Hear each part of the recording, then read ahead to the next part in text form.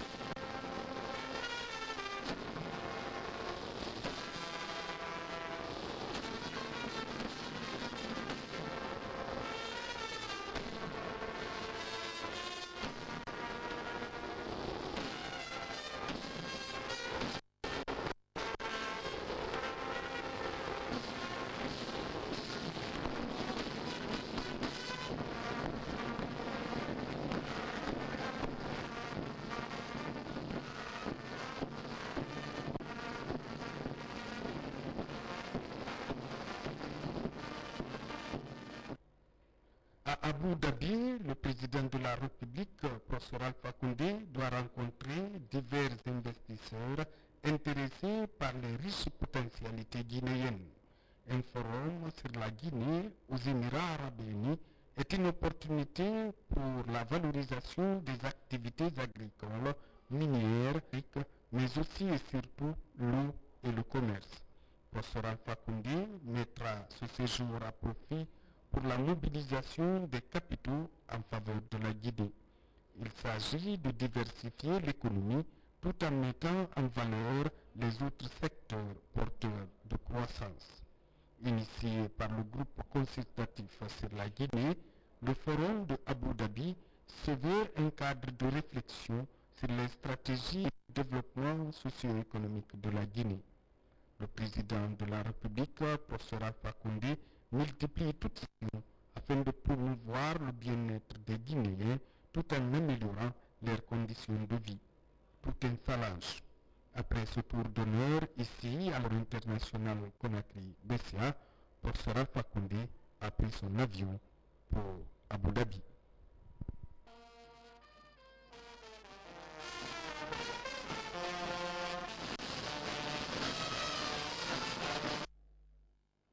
Mais avant, le chef de l'État s'est entretenu avec un groupe d'investisseurs camerounais. Ces derniers sont spécialisés dans la microfinance et vont démarrer bientôt leurs activités à Conakry.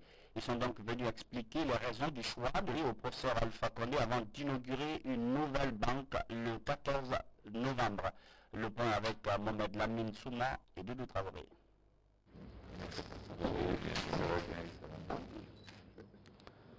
Ce sont des hommes carrés. Ils sont venus renouveler au président de la République la volonté de participer au développement de l'économie guinéenne par le biais de la microfinance, appliquée aux activités des paysans. Ils sont du groupe Afriland First Bank, une banque de la microfinance qui évolue dans plus de 10 pays africains. C'est cette activité qui sont venus en Guinée.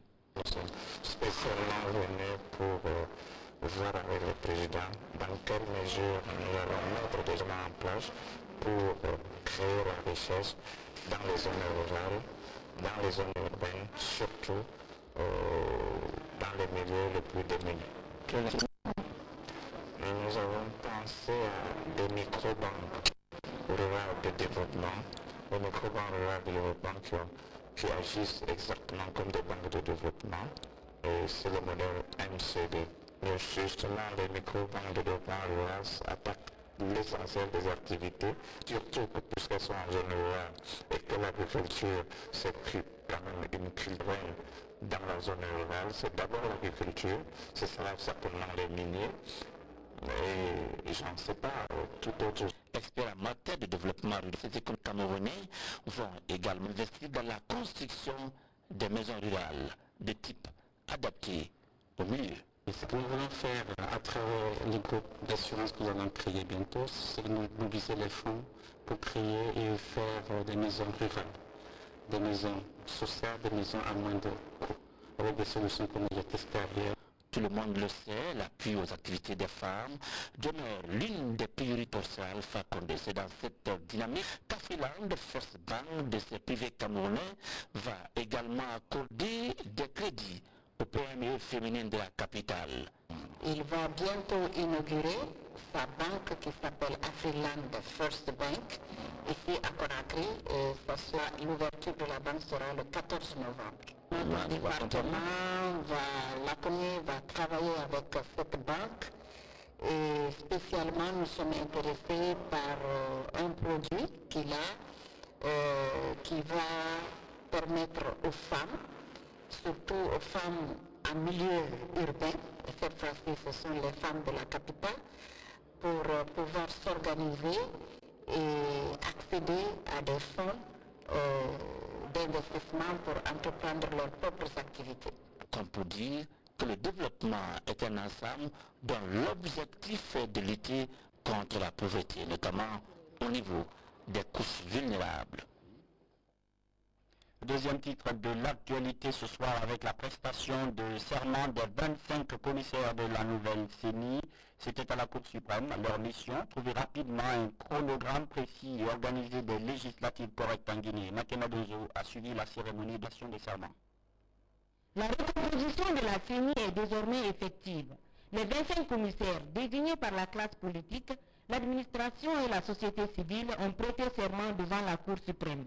Un engagement solennel que chacun des membres promet de respecter pour le grand bien de la démocratie en Guinée. Monsieur Etienne Soropondi. Je le jure. Je le jure. Madame Fatimata Diallo. Je le jure. Madame le procureur général, je vous donne acte de vos réquisitions. Je donne acte à mesdames et messieurs les membres de la Comité nationale indépendante du serment prêté et les déclare installés dans leurs fonctions. Après avoir donné acte à ces différents serments, le président de la Cour suprême a insisté sur le caractère d'impartialité et d'indépendance que chaque commissaire doit adopter pour la crédibilité des élections dans notre pays.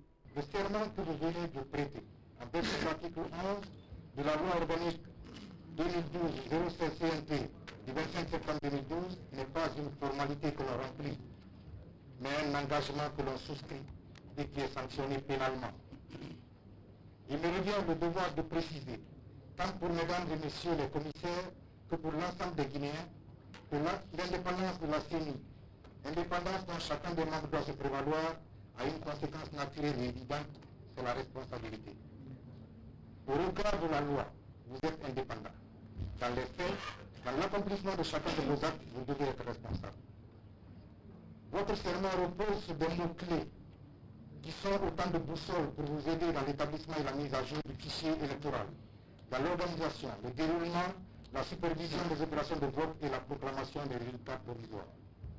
Ces mots-clés sont loyauté, indépendance, impartialité et devoir de réserve.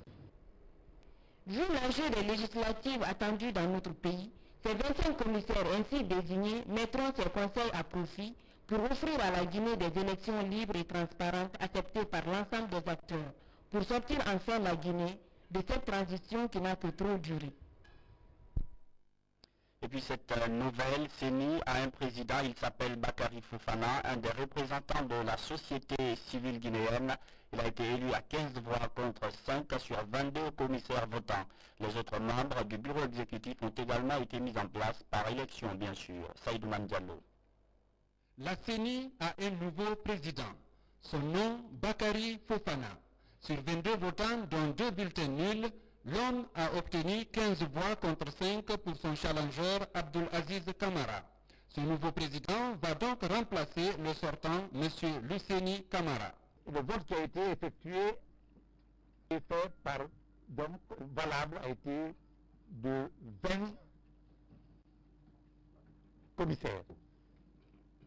À l'issue de ce scrutin,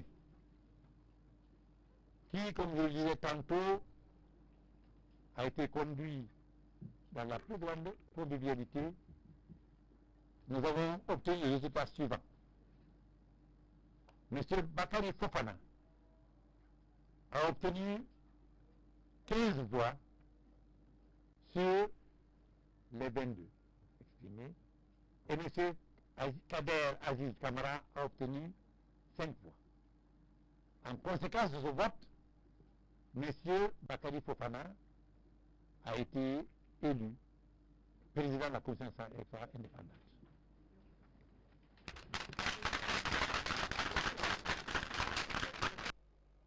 Après le choix du président, les nouveaux commissaires ont également meublé le bureau exécutif de l'institution. À ce niveau, 2 vice-présidents ont été choisis. Le P a pour nom Ibrahim Khalil Keita. Et le poste de deuxième vice-président revient à une femme, Hadja Fatoumata Bia Diallo. À ces deux s'ajoute un trésorier en la personne de Dr Oumouri Sanou.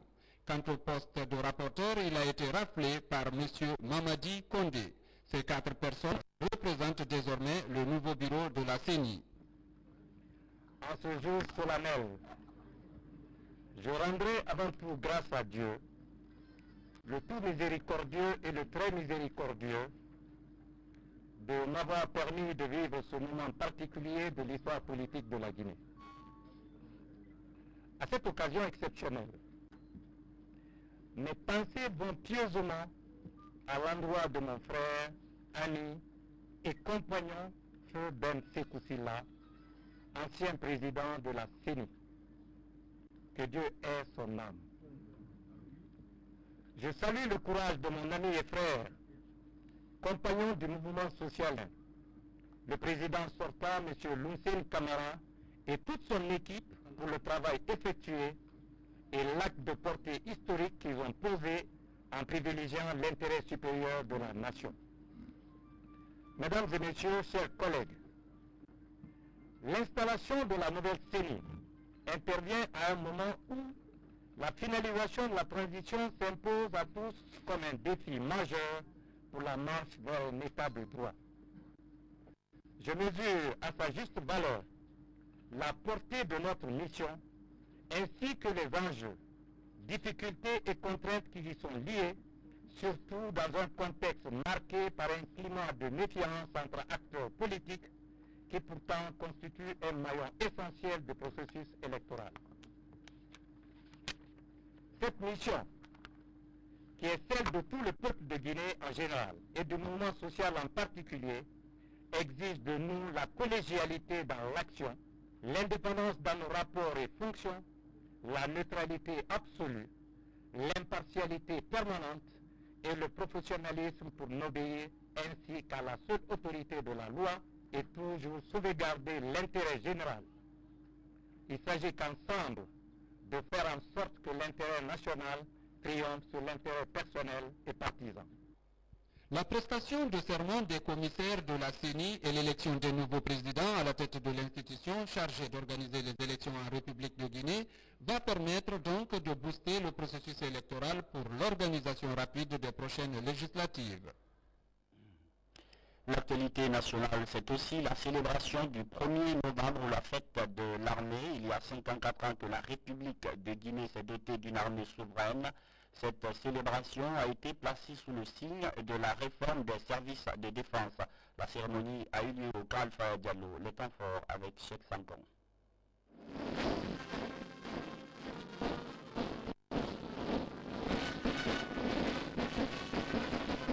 Créé le 1er novembre 1958, juste un mois après l'accession de notre pays à l'indépendance nationale, l'armée guinéenne, en 54 ans d'existence, a connu de profondes mutations.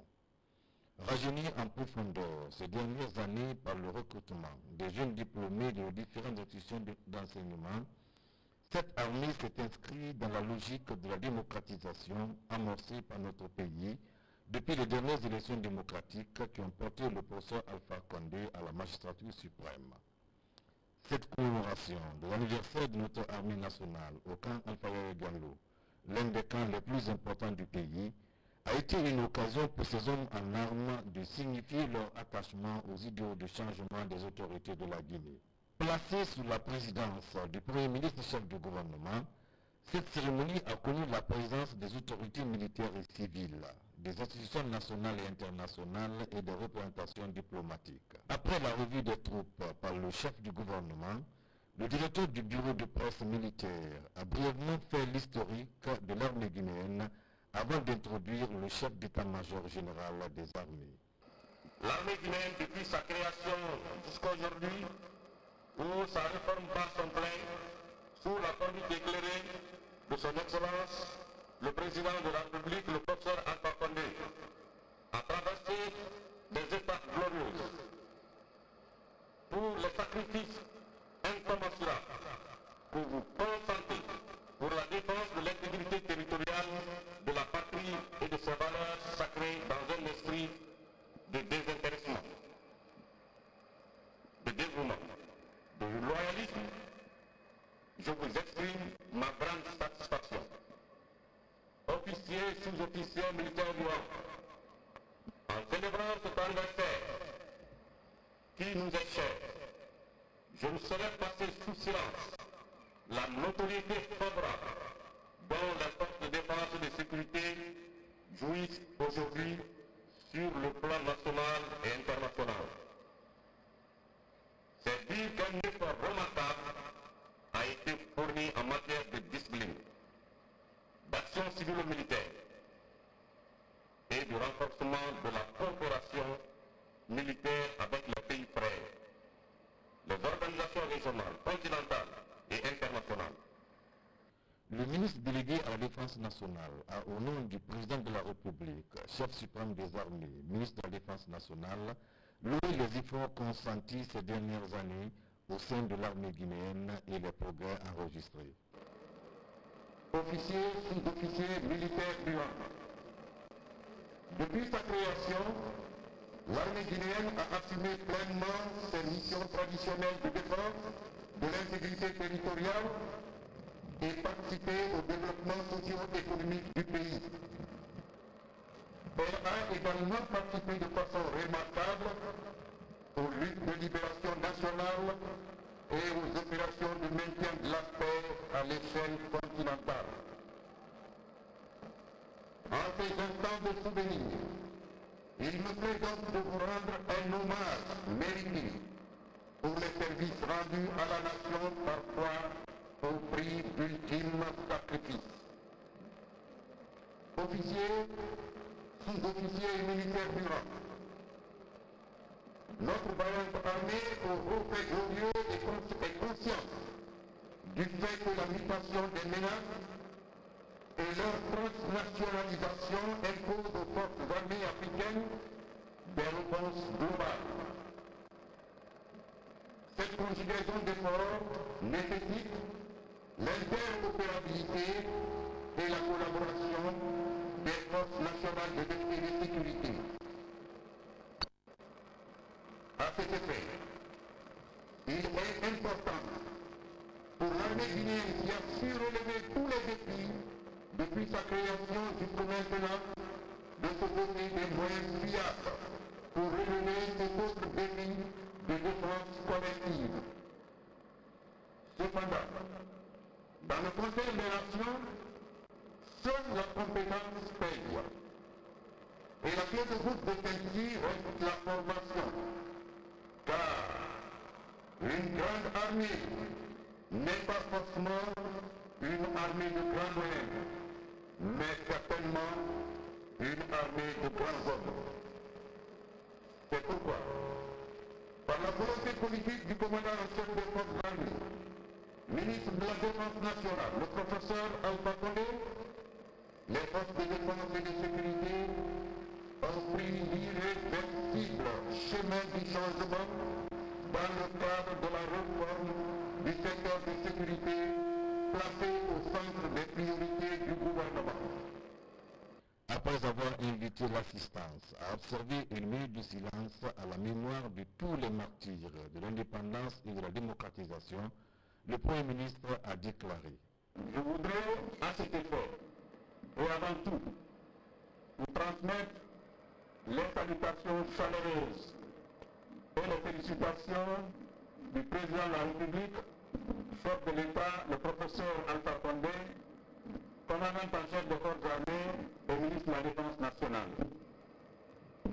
Je voudrais aussi féliciter et remercier l'armée guinéenne pour tous les sacrifices qu'elle a consentis depuis sa création au lendemain de notre indépendance, non seulement pour la défense de notre souveraineté et de l'intégrité de la Guinée, mais aussi pour sa contribution à la libération des peuples d'Afrique.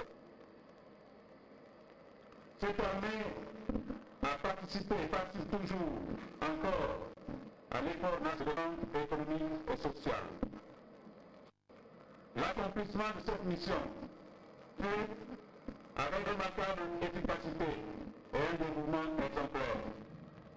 C'est le pays qui est ainsi servi et qui le reconnaît l'absence de sa quiétude, de la défense des intérêts et ses principes moraux. Je salue donc la mémoire de tous ceux qui ont donné leur vie en sacrifice ultime pour la cause de la nation. Je salue également ceux qui, présents ici ou non, portent dans leur chair le signe indélébile des moments difficiles. Mesdames et messieurs, chers invités, la Guinée s'est résolument engagée dans la voie de la construction d'une société démocratique, respectueuse des droits de l'homme et des libertés. En un mot,